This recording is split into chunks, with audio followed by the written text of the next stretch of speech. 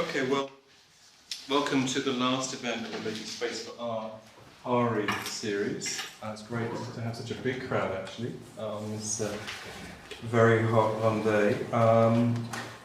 Conversation on and around Cy Twombly with two speakers, one internal, one external, who I'll introduce shortly.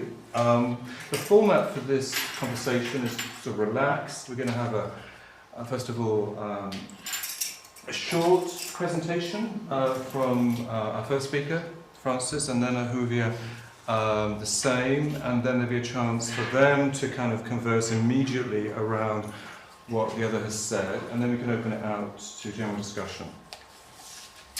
So let me introduce our first speaker then, Frances Guerin, Senior Lecturer in Film Studies at the University of Kent, Canterbury. The author, editor of a number of influential books. I'm just going to list them if you don't mind, Frances. A Culture of Light, Cinema and Technology in 1920s Germany, 2005. Credited volume, The Image and the Witness, Trauma, Memory and Visual Culture, 2007. Through Amateur Eyes, Film Photography in Nazi Germany, 2011. And the list goes on. I'm going to get there. Edited volume on Not Looking, The Paradox of Contemporary Visual Culture, throughout 2015, and her most recent book that was published earlier this year, Truth is Always Grey, A History of Modernist Painting, by Minnesota. And, well, this is a groundbreaking book. I mean, I've read it, I know it very well, tracing the unique history of grey in modernism, but also going back to medieval Renaissance painting. So it's a kind of revising of the history of painting, Western painting in so many ways. It is enormously exhilarating to read, so I recommend it. In fact, let me just plug Frances, discounts on the book are available with a code, and it's on this flyer as you leave. And I want to add also that Frances is the author of an amazing, one of the best blogs, art blogs around, called FX Reflex, which a lot of the shows that come up in Paris, Frances is there first, and other cities too. So another feather in your very wide cap, Frances. So our first speaker, Frances Guerin. Our second speaker interlocutor is Professor Ahuvia Kahane, Professor of Greek at the Department of Classics here, co-director of the Centre for Reception of Greece and Rome. Ahuvia is also, like Frances, the author and editor of many critical works, too many to mention, so I name again just a few. The Interpretation of Order, a study in the poetics of Homeric repetition, 1994. The Chicago Homer, 2001. Homer, Guide for the Perplexed, 2012. And forthcoming, Epic Novel and the Progress of Antiquity. And I should also mention, Ahuvia, I didn't know this until I checked you, that you are the co-editor of the Oxford English Hebrew Dictionary? Yeah. That's you. Okay, great. And one of your current interests is on painting and in particular Cy Twombly.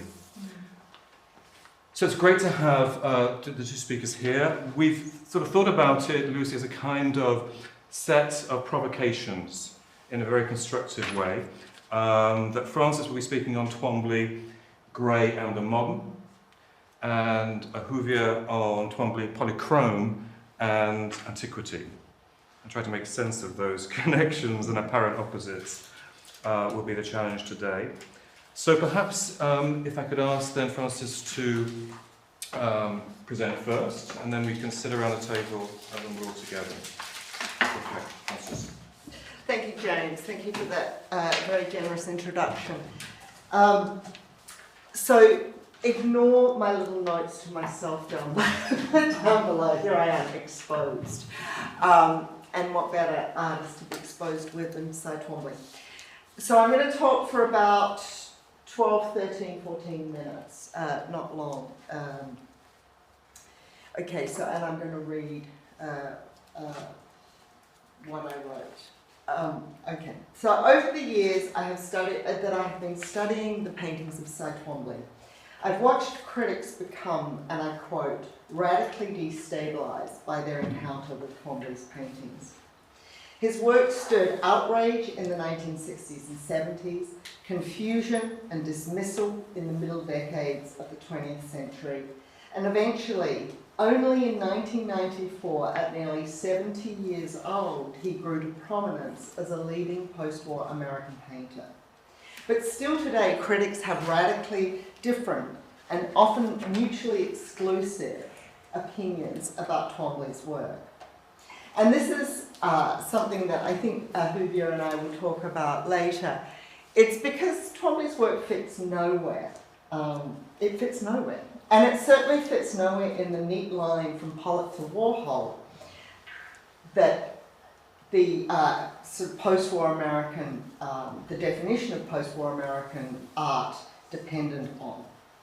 Europe accepted him much earlier. He moved to Rome in late 1950s, and Europe accepted him and promoted him.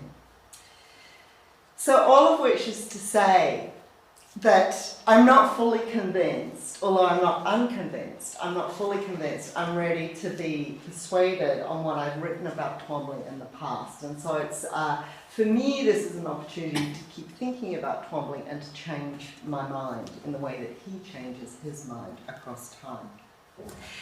That said, I'm still interested in the grey.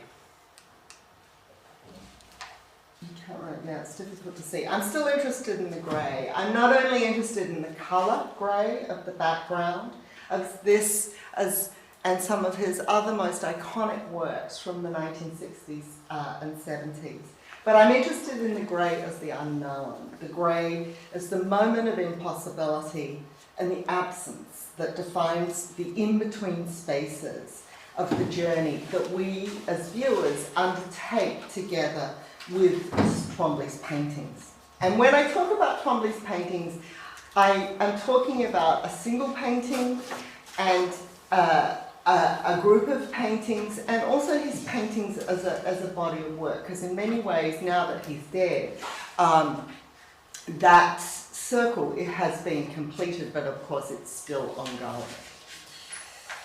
And I want to suggest that the colour grey best embodies all of his work, and I'll explain what I mean by that. Now, a lot of the most convincing work that has been written on Twombly begins with who he was and where he lived and place. And here, of course, place is very important for Twombly as well. As you see, many of the untitled works are untitled and then the name of the place. And of course, he lived between. He lived in Rome, but he also frequently went back to Lexington, Virginia. And the identity of these places of Italy and America and of, this ancient world, and of course the modernness of Virginia influence his work. And I want to think of his work in terms of the path that he travels between 2 points, between Lexington and Virginia, between then and now. And of course, between his devotion to classicism, to romanticism, to the Renaissance, to early modernism, to poetry, to writing, to art history, to photography, and as I argue in The Truth of Always Grey, to the cinema. Twombly is a vulture in this way. He digests, he takes from many different places, digests and re-envisions all that he sees, touches and feels. And I think that grey speaks to the uncertainty of the passage between these touchstones. So it's that work in between, as opposed to a sort of location at either end, that is where Twombly's work sits. Not ever offering us a comfortable, stable ground on which to stand and look at what is always in motion. So when Ahuvia and I first began our dialogue, I was interested in the fact that Ahuvia is a classicist and I am a cinema historian. And I was thinking, so we bring these two very different perspectives to Cy Twombly's work. And at that moment, I took on the task of insisting on the modernness of Twombly's painting.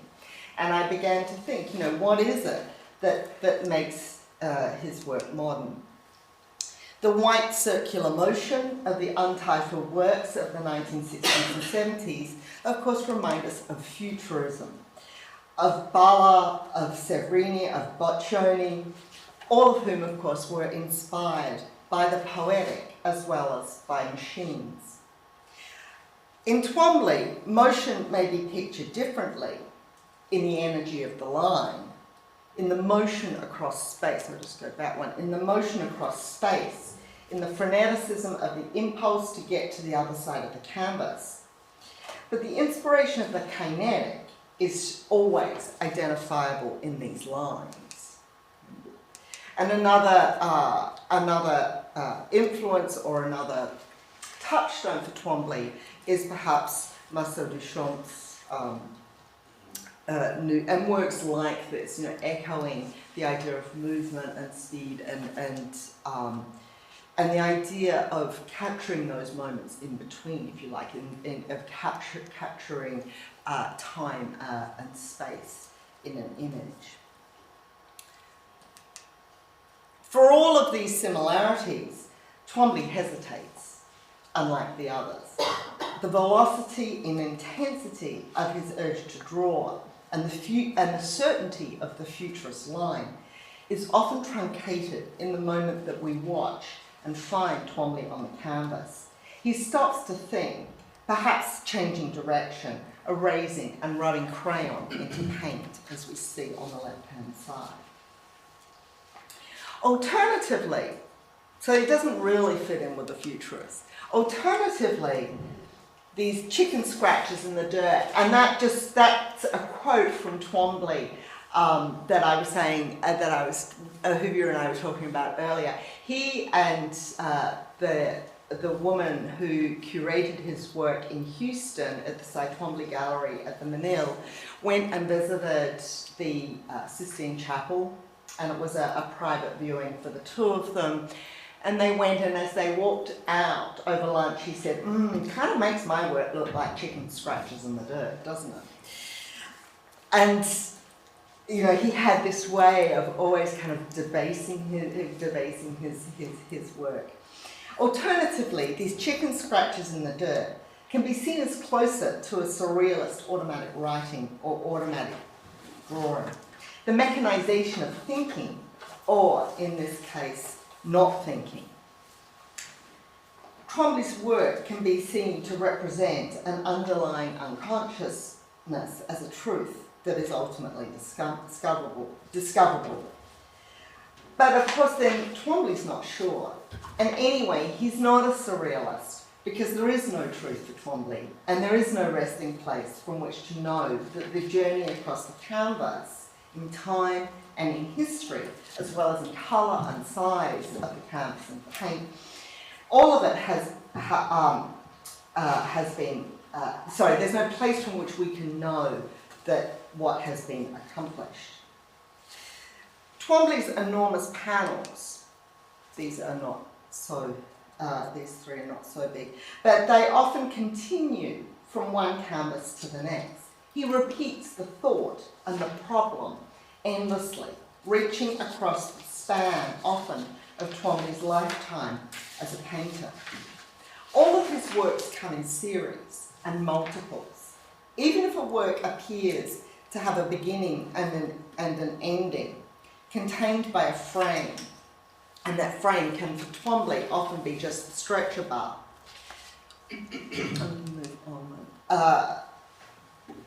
There is always another work, often with the same title, as if the loops continue from one painting to the next, as though Twombly is still thinking about the previous painting on the next canvas.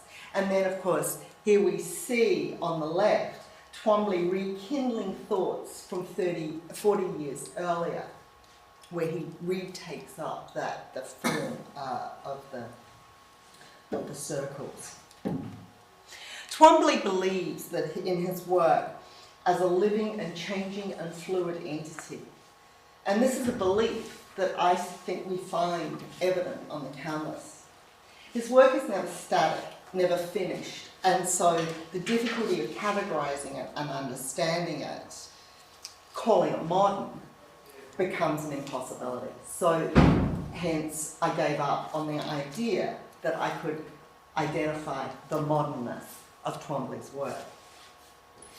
Giorgio Agamben, talking about the sculpture on the left, Gaeta. Gaeta is a small fishing village right near, just outside of Rome. Giorgio Agamben has argued that Twombly gives form to the caesura.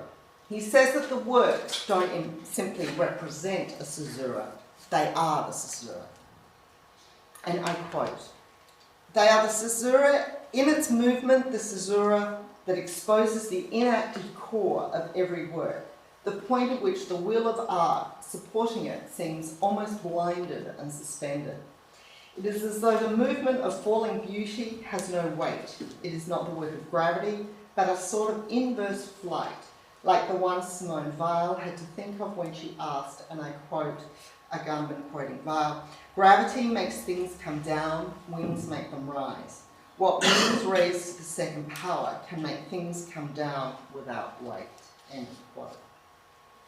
So following Agamben, I included the slide on the right because Twombly will give the same title to paintings and sculptures across time.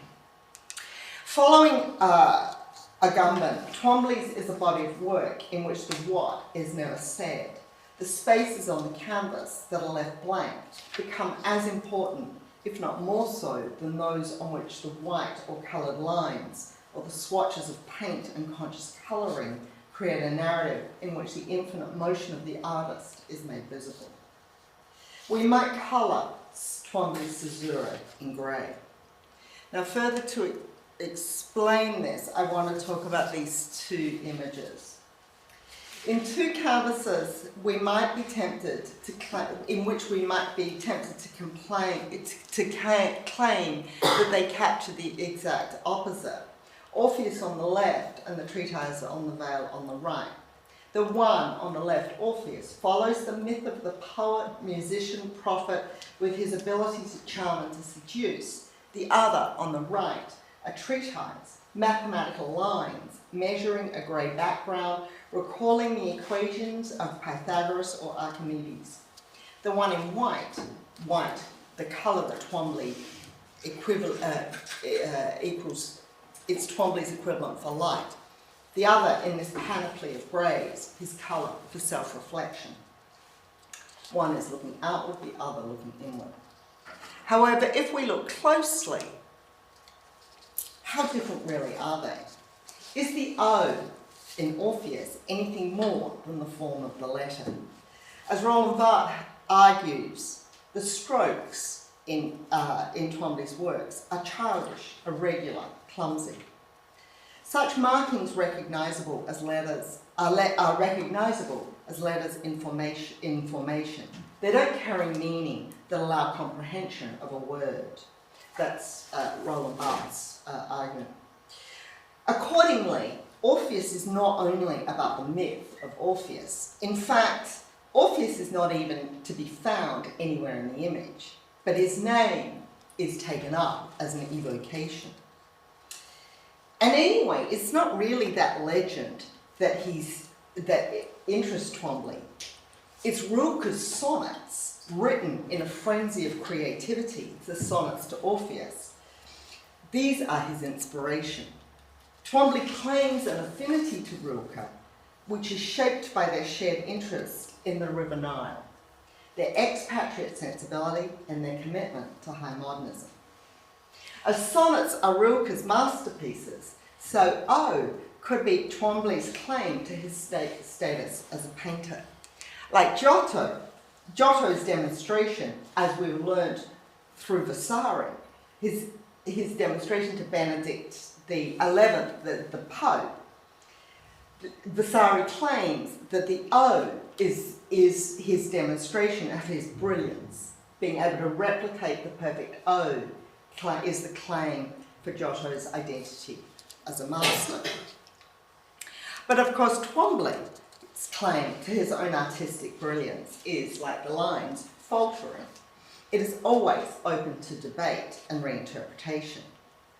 Oh, you can't really see this on the slide, but there's at the top of this painting it's this coloured wash that looks like clouds. O is caught in a thunderstorm, the tears of death, and it's dripping down the canvas, very subtle, dripping down the image. Tears of death and mourning striating the canvas. And so O becomes transcendence and failure, the measurable movement of the circles of time around the earth being rained on, and the infinity of time and space, all in the same breath, on the same canvas. The treatise on the veil, this is his second version, is the very opposite. And of course, as I would argue, there are no opposites, because it's a body of work in which there's no stability. So what is this veil? What is the treatise of the title? There are many explanations, including a number given by Twombly himself. He told Heine Bastian, who did his catalogue raisonné, he told Heine Bastian the painting was based on a Muybridge photograph of a bride running across train tracks that was given to him, Twombly, by Robert Rauschenberg. He told Carol Mancusi Ungaro, who's the curator of his works at the Menil Collection in Houston, he told her he was standing outside on a hill in Rome, on a hill just outside Rome. He looked down and he saw a bride having her photograph taken. He told Richard Lehman that he was inspired by the lifting of the veil of Eurydice and Orpheus's consequent descent into hell. The white wax crayons lines have also been interpreted as being about time and about the movement through space. And also the unpredictable rhythms of the abstract sounds recorded on a magnetic tape as part of Pierre-Henri's opera, The Veil of Orpheus, that he did in 1953.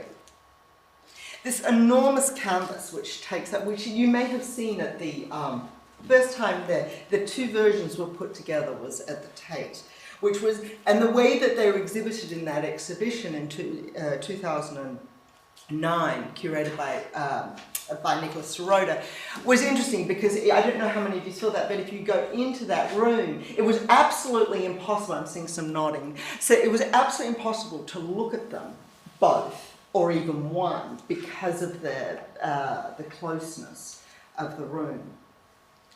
Twombly has applied paint to this enormous canvas in his very unique way.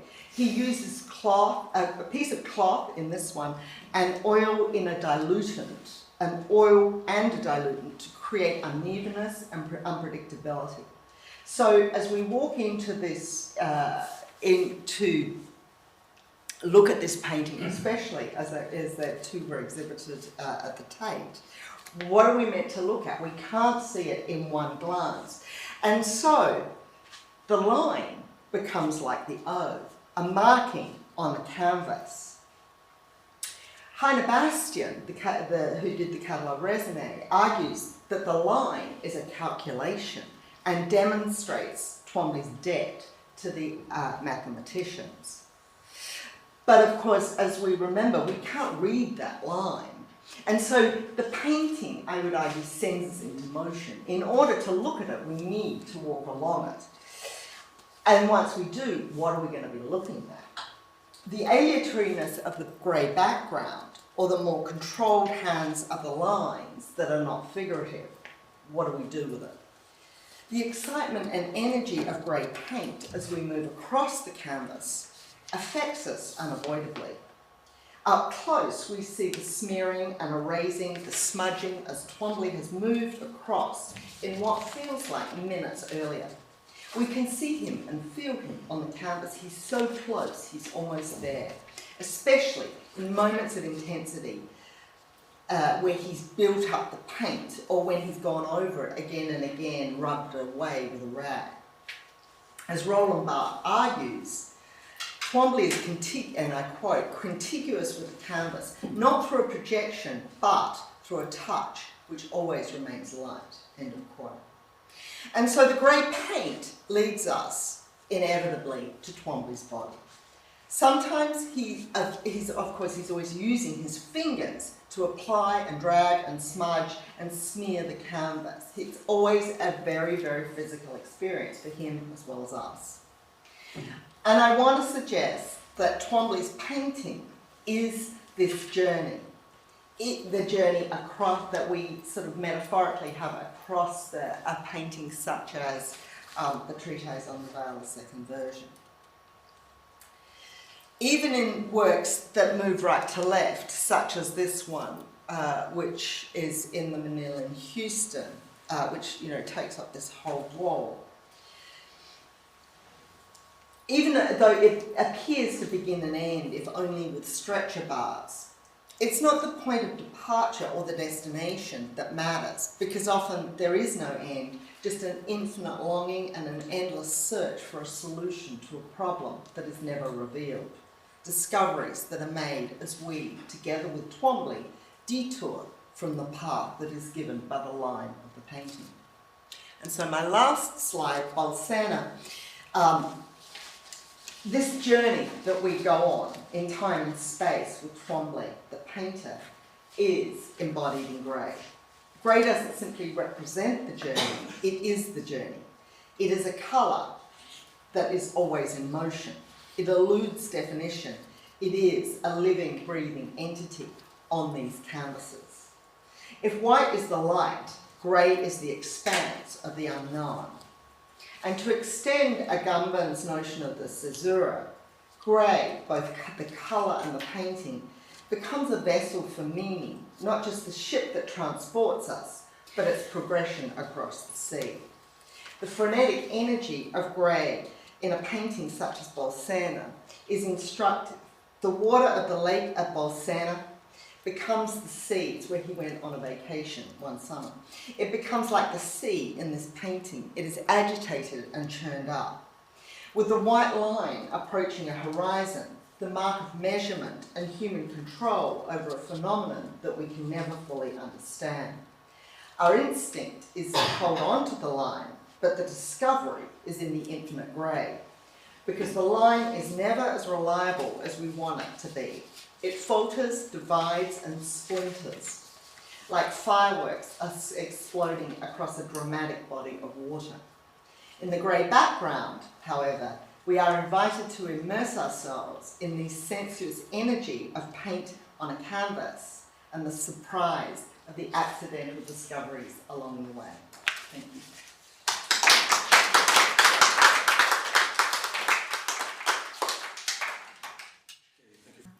Yes, that would be useful. I'm going to change the title of my talk. Sorry. And I'm not going to call it off modern polychrome, but maybe something like grey, modern, definitely, but. And I'm going to pick up on what Frances was saying about the moment of impossibility, or perhaps Giorgio Agamben's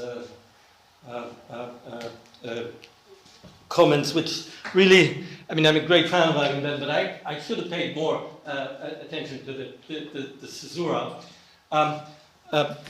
And really, what I wanted to suggest was that for Twombly, grey is as colourful as polychrome, and in the same way that his paintings are sculptural, you could extend it to any number of opposites, and that his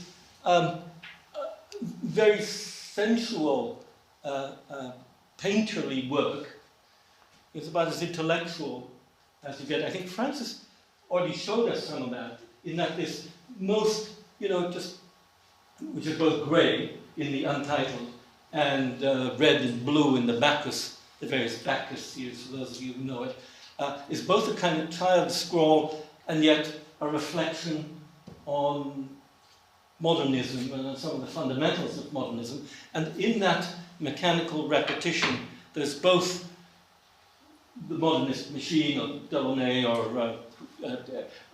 but equally the totally non-mechanical. And the wondrous thing about Twombly for me, and I'm so glad that I have the opportunity to exchange or to take part in a discussion with Frances, because normally, and they are opposites, all of these things, modern and ancient, painterly and sculptural, written and visual.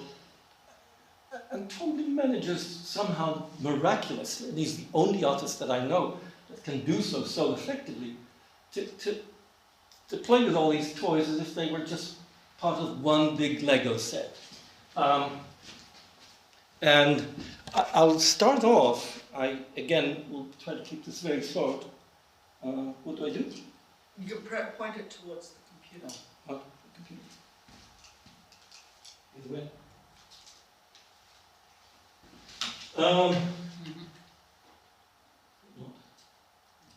Okay. So just to kind of bind it all, this is a quote from the great late Svetlana Boym at Harvard, who died far too young, not too recently. And she objects to modern, postmodern, and she talks about the off-modern. Off as in off-kilter, off-Broadway, off the path, off-way, off-brand, off the wall, occasionally off-color. And grey is simply a detour, an off-color detour. But Twombly understands that in the most constructive way. And perhaps that's just one thing that I wanted to suggest, was that antiquity is one of the places, or the reception of antiquity, or his readings of antiquity, is one of the places where this comes together. This is Twombly towards the very end of his life. Whether he's coming or going, it's not very clear. He is going in one way, and then he's coming into being. And behind him, as you know, he died in 2011, as you know, is the great, enormous ceiling, which is the second grand canvas that he paints after the Paris Opera. It's a very untypical Twombly in the salle de bronze, so it's sculpture, and it's very painterly and it's very colourful. And in those colours, if you look at it, it's 400 square meters. It's an absolutely gigantic, totally atypical, but atypical is typical Twombly. And you see the sky, it's figurative, effortlessly figurative. It's the sky and the heavenly bodies, and you can't see it very well here, but there are the names of some of the great Greek sculptors in this painting. So it's a painting about the history of sculpture in greys with Phidias, the master of the... and this strange mix of image and words, which is totally natural to the Greeks. This is off a famous cup, which actually was part of the Twombly exhibition just recently in Athens about antiquity and modernity. And ancient and modern is very hot these days in Twombly's... Twombly understands that grey is colourful, that colour is grey, that writing is visual, that what you see is written. And the Greeks understood that. And that's, I think, one of the things that he picks up from antiquity, not because he's interested in antiquity. He's not an antiquarian. He's not a lover of antiquity. He's interested in stuff, and there's lots of stuff in antiquity as much as there is in the modern world.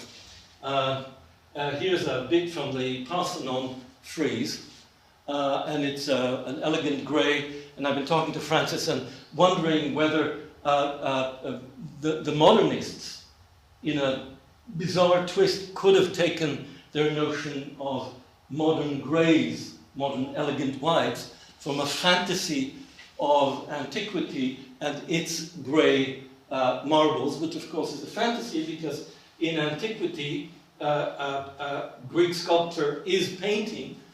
This is Alma and the Parthenon frieze. It was all painted. It's all polychrome.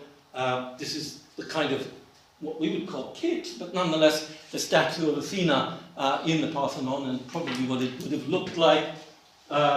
Again, the statue of Zeus at Olympia. And it's not just that it has colour and being painted, but it has colourful woods and stones in it. And here's our elegant Venus de Milo, the emblem of whiteness and greyness. And that's a modern fantasy because she would have been painted and she would have had, well, hello, big boy, kind of eyes, which are about as unclassical as the moderns would have thought of them.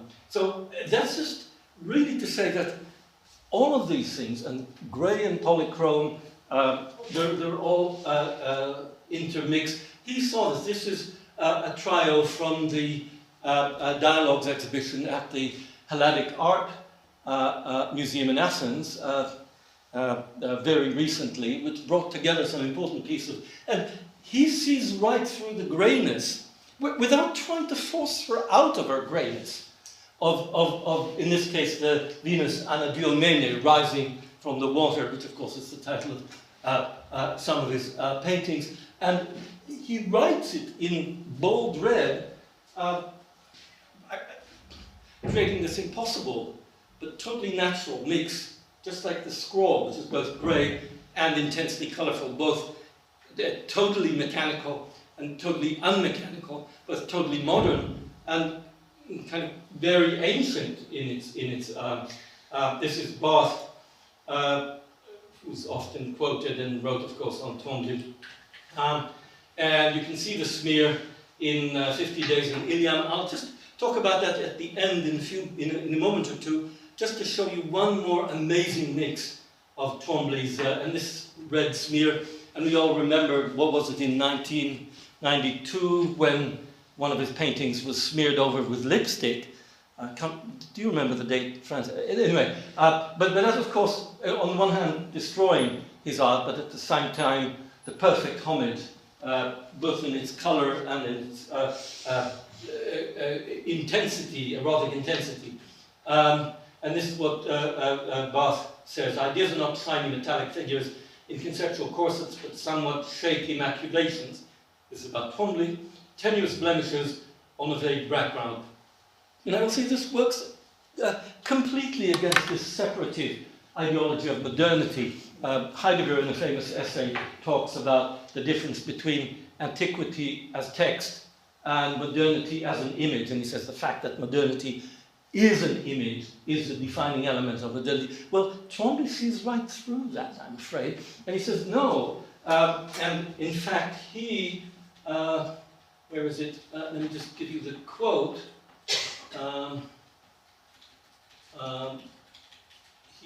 This appears quite famously in,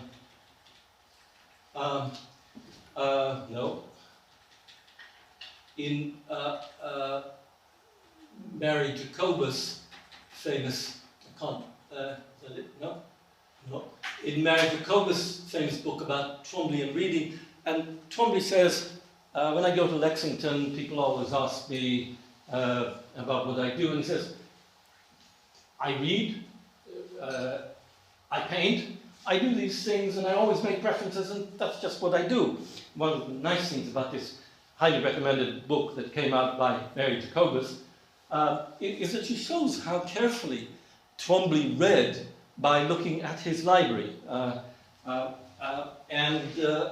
think if you look at each one of these, you will see how greys are colourful, colour images are grey, writing, now in one way this is very simple, writing, his scrawls are painterly and his paintings are writerly, but I just want to show you, maybe I'll end here, one example, and there are many of those. This is not the Virgil painting, of course, is significant because he's not really writing, but he's painting Virgil. But the one painting that I want to show you is one of the huge items in that series that is also in Paris, 50 Days at Iliam, normally housed in the Philadelphia Museum of Art. It's 10 enormous canvases, each one about 3 meters by 3 meters. They occupy, in fact, 2 rooms, and they're set, and they are a comment on, I keep saying Homer's Iliad, and Frances rightly corrects me to say it's never direct, it's through Alexander Pope's translation of the Iliad. And I just want to show you one tiny little detail in which he is combining the grace, in a sense, writing is great. Writing has no color. And yet writing is Twombly knows that writing is polychrome. Ancient, we have very few ancient paintings. We have a few scraps of ancient sculpture. Most of what we have is writing, but in that writing, we have intense color. So, in a sense, when we talk about grey and polychrome, the answer is yes. And I'll give you just one last example for that. And this is one of the images on the series.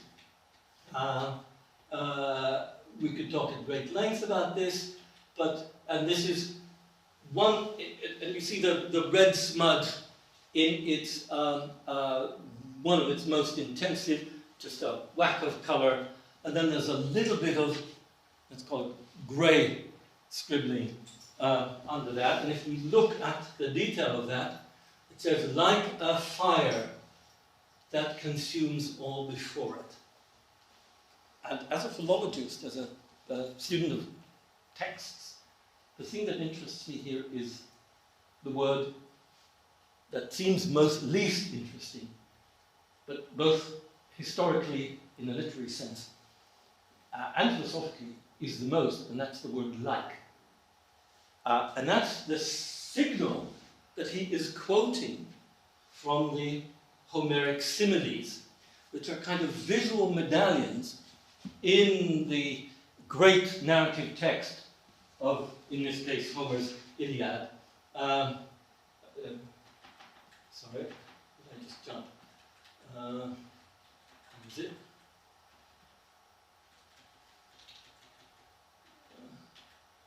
There it is. And let me show you. Oh, sorry, I need to go back to the slide and I'll show you the actual text from Homer. And there it is. Like, and that like is philologically the emblem, the sign of the simile. And the simile is one of the most visual elements in the writing of Homer, which is highly visual anyway. That's to say, is Twombly a philologist, a scholar, a painter? If you asked him, he would laugh you off and go rolling in his paints, or he wouldn't give it a second thought. But he is both this intensely scholarly, learned, wordly, I would say grey, in the best possible sense, scholar, but at the same time, the most intensely colourful and emotional and intense painter that I know, at least, and I think I should stop here. Okay. Great.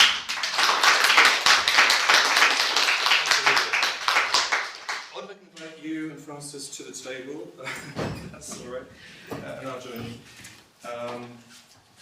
And then we can talk into the microphone, which is there. Do you want to sit in the middle of the that way, Frances and I don't fight, right? Yeah, exactly. You keep us apart, right? No, I'm fine, I can hear. Thank you. But I would like to invite you both to kind of comment and whatever you want to do with what the other has said, really. I mean, I can see you're already in dialogue. But what particular things now, hearing yourself speak, live stand out for you in your presentations? I think the first thing that I want, that of course I like, want to be combative, and I say when you like, the chairs apart. No, but it was interesting what you said about the modernists misinterpreting classical sculpture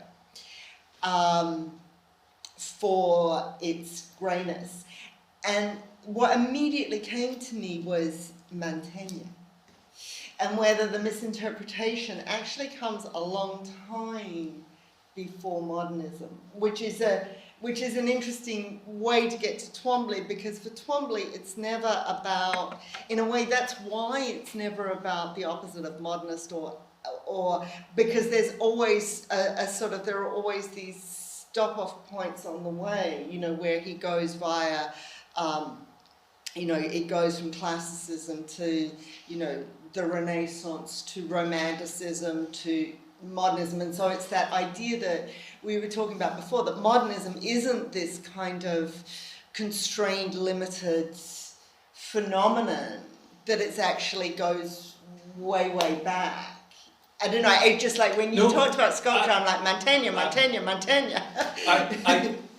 I couldn't agree more. I mean, I was supposed to disagree, but I actually agree entirely.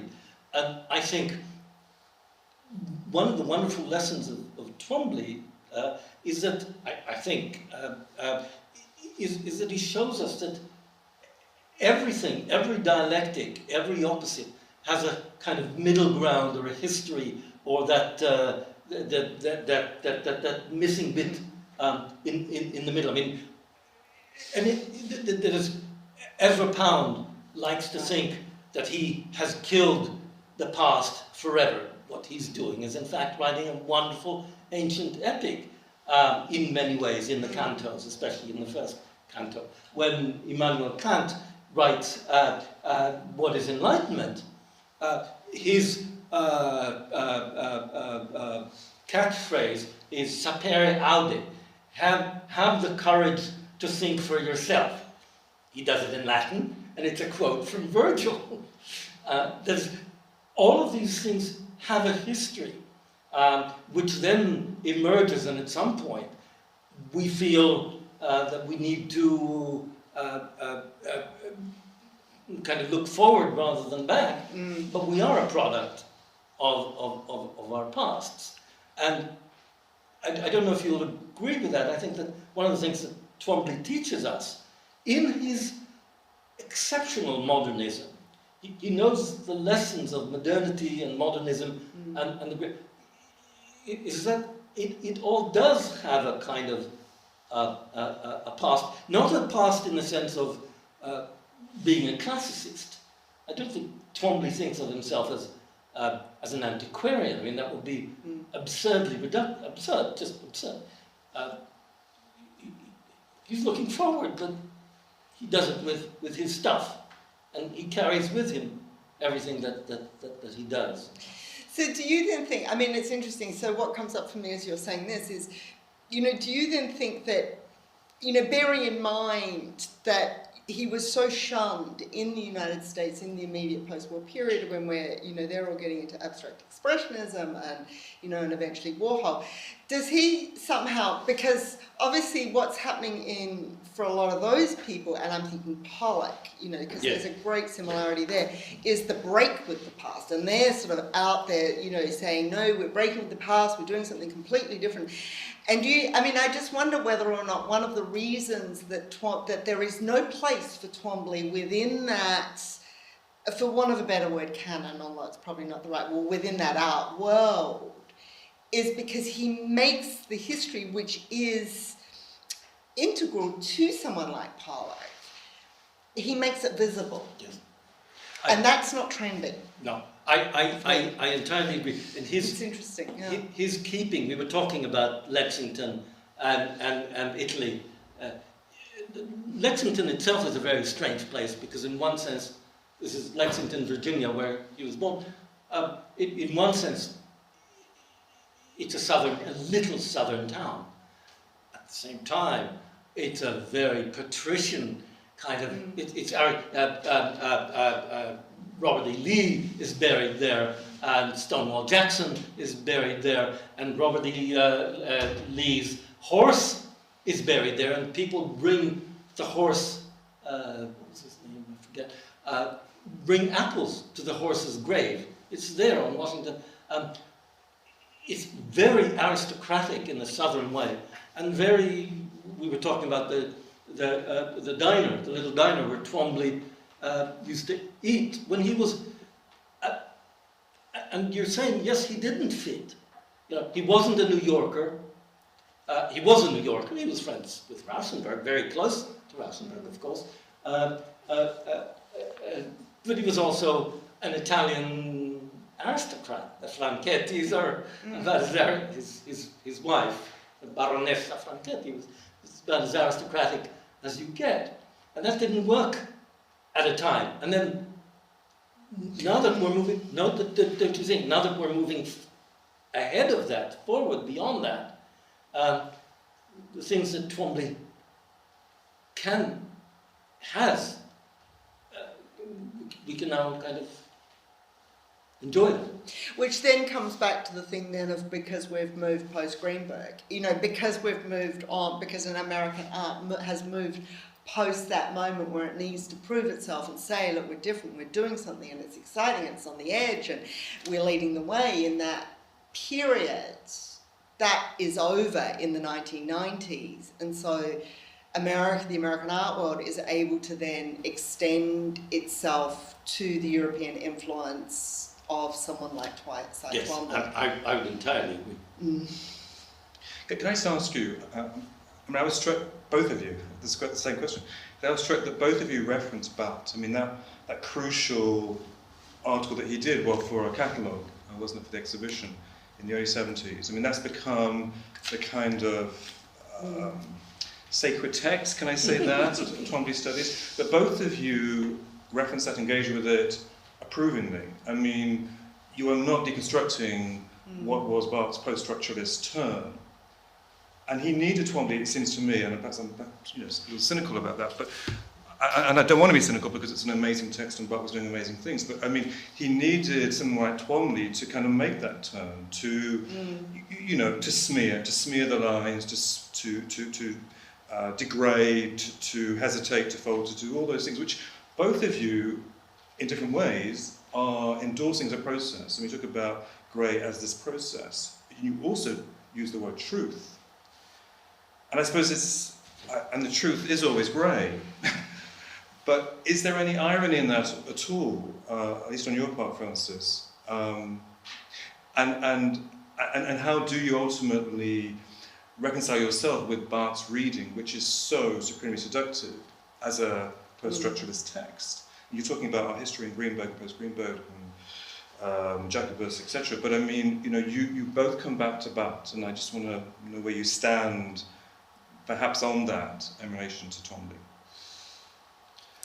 I think that's a really interesting point. I also think that, in a sense, some of Barthes' comments on Twombly are not quite Barthes. They're not the post-structuralist Barthes. They're almost... I connect very well with the word truth in Frances' title and in what... Because Barthes and, if you want, Derrida are dead. And we're now not in the, whatever you want to call it, postmodern, but in the kind of post-Deleuzian world. And one of the things that the people who came after, let's say, the death of postmodernism, partly Giorgio Agamben, Jacques Rancière, partly the whole range of philosophers that reintroduced, Alain Badiou, perhaps most famously, they reintroduce, having known very well that Masseret, well, okay, more complicated, the generation after Serre. One of the things that they reintroduce is notions of truth, of foundation, not in a let's say, positivist way, not in a logical way. They're not, this isn't the bath that says, oh, well, the author has, you know, it could be this voice, it could be that voice, it could be, we don't know who speaks, they all speak. It's past that into a kind of magical concreteness. That is, when you speak about, when you look at Twombly, he's not an amorphous mixture of stuff. There is a kind of commitment to truth in there. There is a certain, and that was premature and unrecognized, I think, in the 70s, or even up to the 90s, where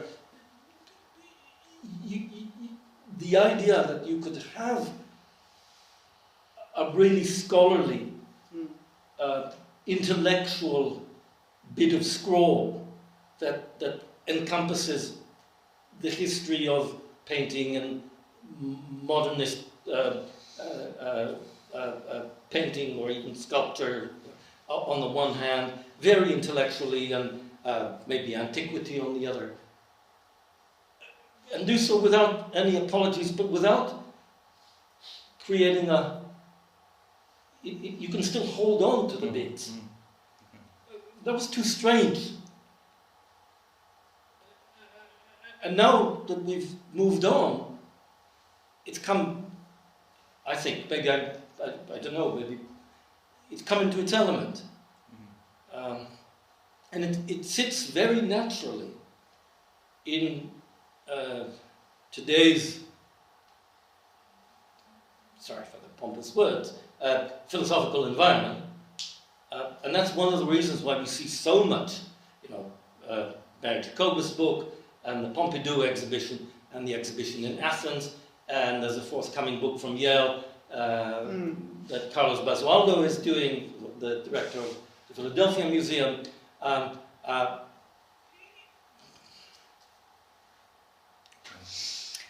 Can I say something? So I want to say, I mean, I sort of am along the same lines, but because my world is completely different, I would use different language. I mean, for me, the attraction of the bar is, you know, art historians are so weighed down by the limitations of their discourse and of their disciplines and institution that they have to interpret him. And so there's this limitation again and again through the desire to interpret what Twombly's doing, and then all that the next one can do is displace that interpretation and come up with a new one. And the sort of the real concrete example of what Ahuvia is saying is Rosalind Krauss reading, you know, with all due respect, when she reads Twombly, she completely misinterprets him because she cannot read, you know, she reads, I mean, I talk about it, she reads the lines as graffiti. And she can't, like, because art, you know, the kind of art history that she does within that modernist frame and her commitment to modernism, she can't expand to this sort of what I call the vulture-like Twombly with his very learned appropriations from all different periods. It's like that doesn't fit her notion, her fixed notion of what modernism is. And then the truth, of course, this is Kiefer. You know, the truth is always great. I mean, that's a quote from Anton Kiefer. And we were talking earlier about, in a way, Kiefer and Twombly, that's a really nice, that creates a really nice dialogue that no one has ever really, no one's ever played that up, but it's incredibly provocative. And for Kiefer, truth is always ironic. And I think here it has to be, with Twombly it has to be as well. For the reasons that Ahuvia is saying, that, yeah, that we now, I think, live in this, for me it's an art history kind of in a way is no longer. It can't stick to those very rigid boundaries because of the advent of visual culture and, you know, all of the kind of the visual, not only the discourse around art history, but, you know, the art that is produced today just doesn't work. So it's I'm kind of echoing what Ahuvia is saying, but in a different language. But both of you, I think, are both saying that this is the time, finally, when one can decipher Twombly without trying to interpret him, to use Barthes' terms. And one can do that because we're in this post-Deleuzian world. Or Foucault. I mean, it's almost like a revival of a Foucauldian approach to, if that is possible, to the image. You know, where truth becomes something which happens across, for me, across the canvas, right. across the, you know, in a kind of unravelling in both in a kind of ravelling and unravelling. And that sort of process of, it becomes in what is shown on the canvas, as opposed to any kind of fundamental. I'm getting myself into trouble here because I'm not a Foucauldian, and I could say something that, you know, I've got to stop there. But I do think that if, you know, that's a potential avenue of exploration of this kind of, that we're allowed to do now. That. Okay, well maybe this is the chance to open it up. I'm sure there are lots of questions, thoughts. Who would like to kick off? Eric?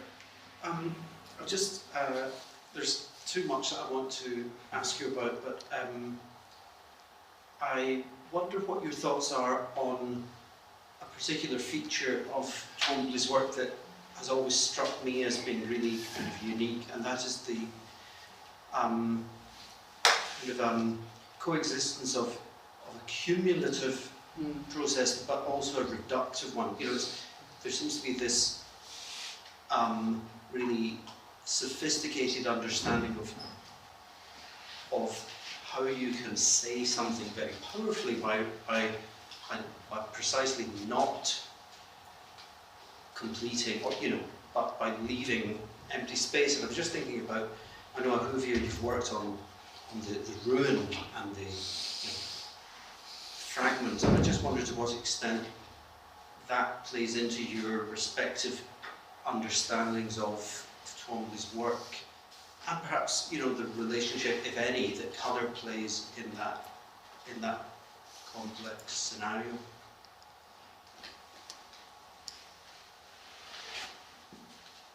Well, this is a really interesting and actually difficult question.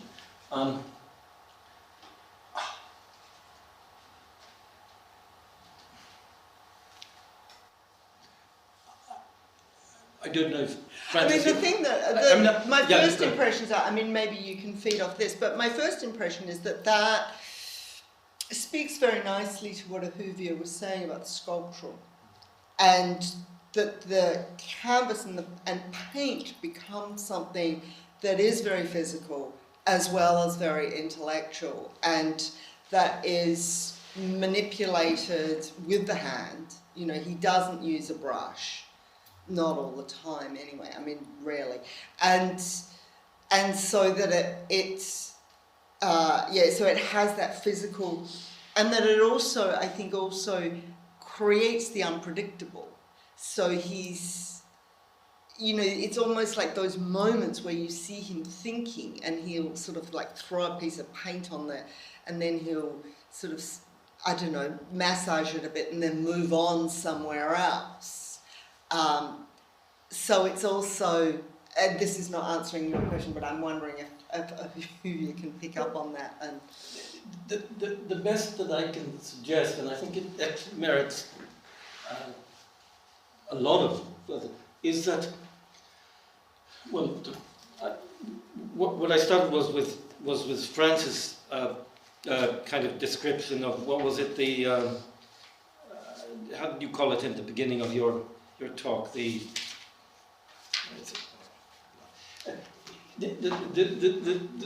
kind of impossibility of Twombly's, sorry for the pompous word, phenomenology, is one where he always recognizes unproblematically the missing beat.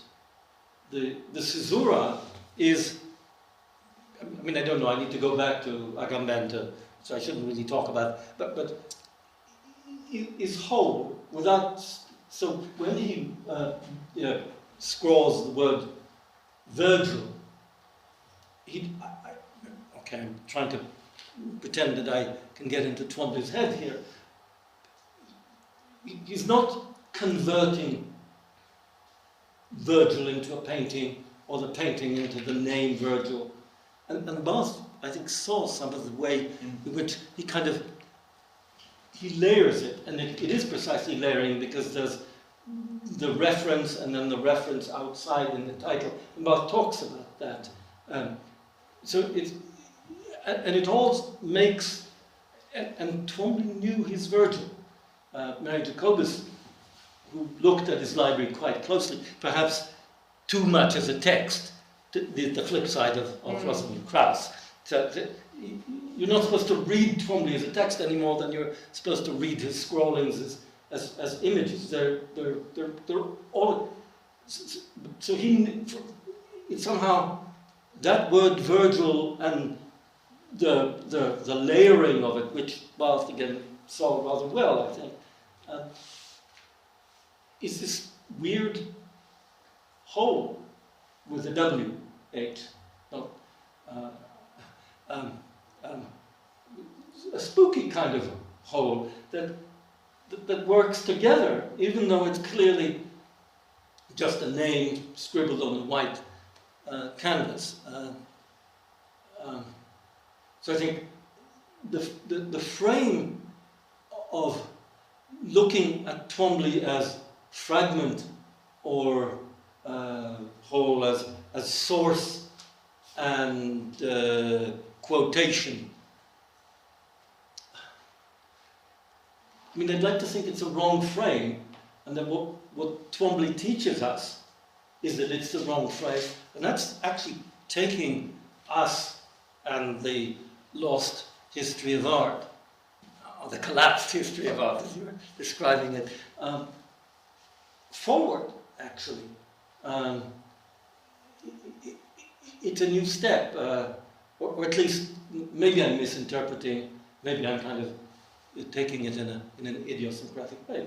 But I mean, the other way you could say it, like to counterbalance, to sort of add some balance to that very intellectual response, often those places on the canvas, you talk about colour, often they're browns and yellows, and people have read them as like excrement, because there's the physicality and the sexuality and the corporeality of Twombly's paintings is something that we haven't really talked about, but there are genitals everywhere, there are body parts everywhere, and there are piles of brown, clumps of brown paint. I mean, so there's also that element of it. So it spans that register from the very physical materiality of my body or his body in the here and now, back to antiquity and these kind of philosophical, intellectual digesting and expelling and expressing of the materials that he's read and seen and experienced. Neither of which answers your question. I'm very aware, but that's of course what it provokes is like, I don't know. I've got to say also, here's the admission. The very first piece that I wrote on Cy Twombly was as a graduate student in 1994 in a class on cultural studies. And it was the exhibition at MoMA, and I was doing this cultural studies class, and I hated it. And I thought, I'm going to write on Cy Twombly. And it completely worked. And I talked about the three-dimensionality of the painting and how he crosses out of painting and comes into space, as well, and he kind of confronts us, and he confronts our own physicality, because we want to like put our finger in and go like that, you know. So there's physical engagement that he's enticing us into having. I mean, I don't know if I don't know if I articulated it quite like that in my graduate school paper, but I've always thought of that three-dimensionality of his work as somehow in this language of engaging and confronting our identity and subjectivity and who we are in front of a painting. Instead of the excrement, which is absolutely there, the sexuality, and that penis, which is actually an ancient kind of figure, but it repeats itself. But here's what Twombly says, and it's so intense, and those V's and A's are all. But this is a quote from an interview with David Sylvester. I spelled it Ilian. There is no Ilian.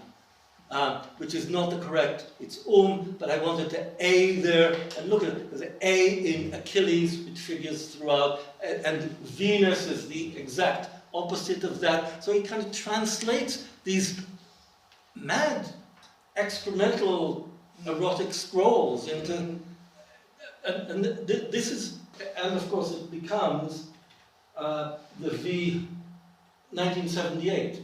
It's exactly the right period for the moon.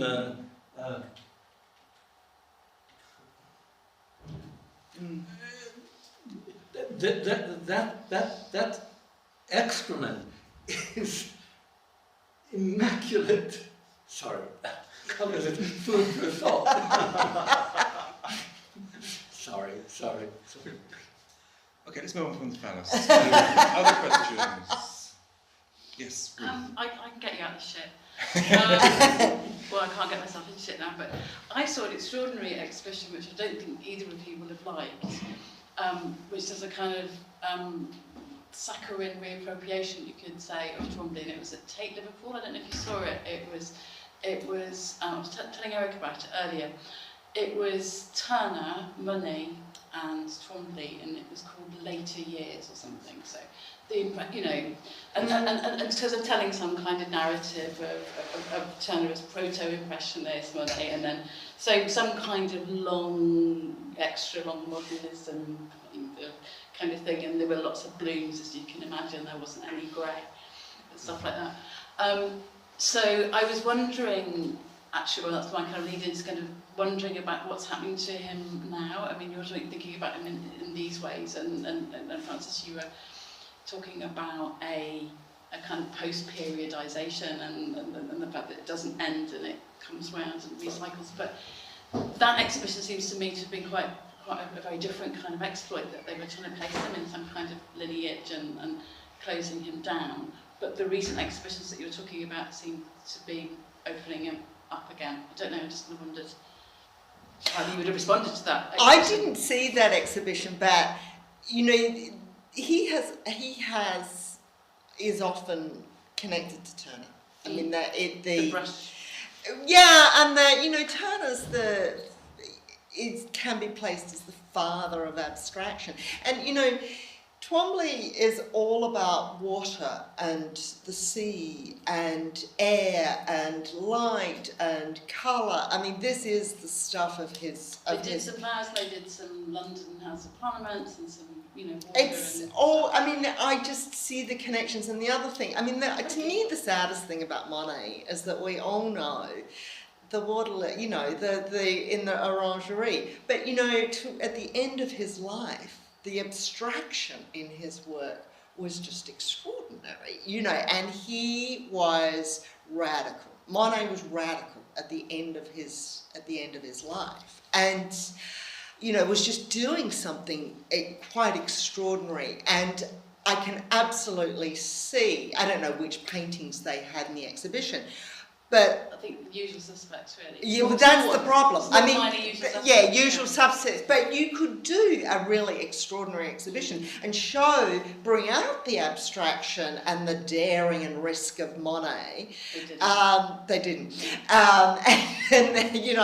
But you could. It's potentially very, very generative. And, you know, and Twombly, his later work is filled with those kinds of colours and light and surface. And, I mean, what you don't see in Monet, which I think is so instrumental is probably the wrong word, but kind of core to the Twombly late works is memory. You know, his work is all, to me, his late works are all about memory and his own life, and the painter kind of making these extraordinarily huge canvases that look back all of the time, you know, in history and in his own work, and I always, you know, the dripping and the tears and that's not where Monet goes at the end of his life. There was some dripping in it. There's some dripping. But I mean, they're very small rooms, so you're kind of quite constrained with what you can do there. But I think that would be a potentially exciting way to go. I mean, that's the great thing about Twombly. You could do so much with him. But what's happening to him today, I don't know. I mean, the Mary Jacobus book was the latest one that I have read, and it was not, you know, it wasn't. It's a nice book and it's beautifully produced, but it's not. I don't think it's really saying anything that we. The archive work is. Oh, she's done the archives, yeah. Not. But I do agree that show, which I haven't seen, but has a wonderful catalogue. Is Nick Cullen from the National Portrait and a couple of two others. But what strikes me there is that. And it wasn't really sufficiently, I mean, you're right, there was such emphasis on colour there. But the instinctive reaction that I had to this was somebody taking colour, or not even colour, paint, blobs of stuff, could be excrement for all of that, and just sticking it on a canvas. And for Twombly, it's that act of putting himself in one way on the canvas, and I can easily, I'm not a Turner expert or a Monet expert, or even anything more than an amateur admirer, but I can just see them kind of smudging their, and with the emphasis not on the colour, not on the image even, not even on the visuality, but on this passionate engagement between the hand, a kind of soft medium, and a flat surface, or something like that. And that's very Twombly, I think, and probably also. And yearning. Yearning in Turner. Did they bring that up? You know, I can't actually remember. I can't actually remember. But that's very compelling. Yeah. Okay, we have time for some more questions. Yes. I don't know if I have a question, the final one, and just sort of bouncing off what you were saying about the whole and the modern conception. I don't know if you know the film a few years ago by Spike Jones called Her, and the main character in the film is a writer whose name is Theodore Twombly. So the whole film is about him composing letters which are different scripts, fonts to them, but then the sort of story departing from this sort of visual letter to the sort of experience of a whole where he's in love with a voice, there is no visual. And I was just wondering if you can if you've seen the film, if you know the character at all, to sort of see this as a sort of what's the film again? The film's called Her. With Joaquin Phoenix. It's about like written text, but how that sort of goes beyond the visual to sort of encompass a whole that's both tactile and audible and those other things. Which in terms of perhaps a contemporary film artist having a relationship with there are two things the two things come to mind. One is Peter Greenaway, who of course is the filmmaker who examined, I haven't seen the film, Her, but he's someone who examines script and writing as image and as writing as frame and document, and his works are interesting in that.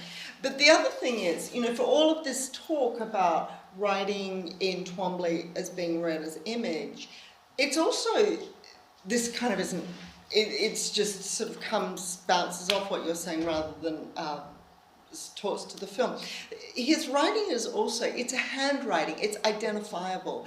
So that when you get a letter, you know, when he writes you a letter, of course he doesn't, but people talk about when he writes them the letter and their name and address is on the letter, it's like you can see, it's that very distinctive, exact same script that is in the painting. So it is and it isn't just an image. It also is him and identifies him, and in that sense, names, which doesn't answer your question, but no, it's... my question only worked if there was a question in it. If we'd seen In it the film, now. I don't know. Mm, But I will now. That Mm. sounds interesting. mm. We have a few more minutes. Any further thoughts, questions?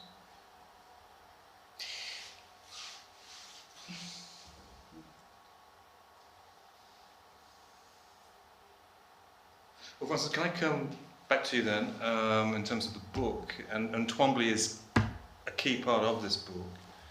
I mean, did he actually kind of provide the spur for you? I mean, in terms of thinking about Grey, I mean, there's so many other examples of Grey, and you mentioned Kiefer, but I mean, is Twombly the person, the artist, whatever it is we're calling Twombly, that propelled you? You know, this is an interesting question. So if you look on the University of Minnesota, they've just posted on their blog the story of how I came to it, and I actually came to it through Giacometti. Okay. And then Giacometti dropped out, but of course Giacometti and Twombly are not unrelated. Because I don't know, assuming people are familiar with Giacometti's work, you know, his work is a scrawling and scratching, and it's this continual working over again and again and again, and the grey is just luminous, and his grey is multicoloured, and it's, you know, it creates space in his canvases. And it creates depth. You know, it's just this extraordinary use of grey. But he fell out because I was much more focused on the idea of American modernism. That became the centerpiece. You know, if I write another volume, maybe I'll begin with Giacometti. Mm. I see. Another book. Okay. Well, I think on that point we should maybe, because I'm aware that we're at 6:30 and that's our agreed time. I just want to thank Frances and Ahuvia for a wonderful dialogue and mutual provocation and opening up so many important questions. So thank you so much.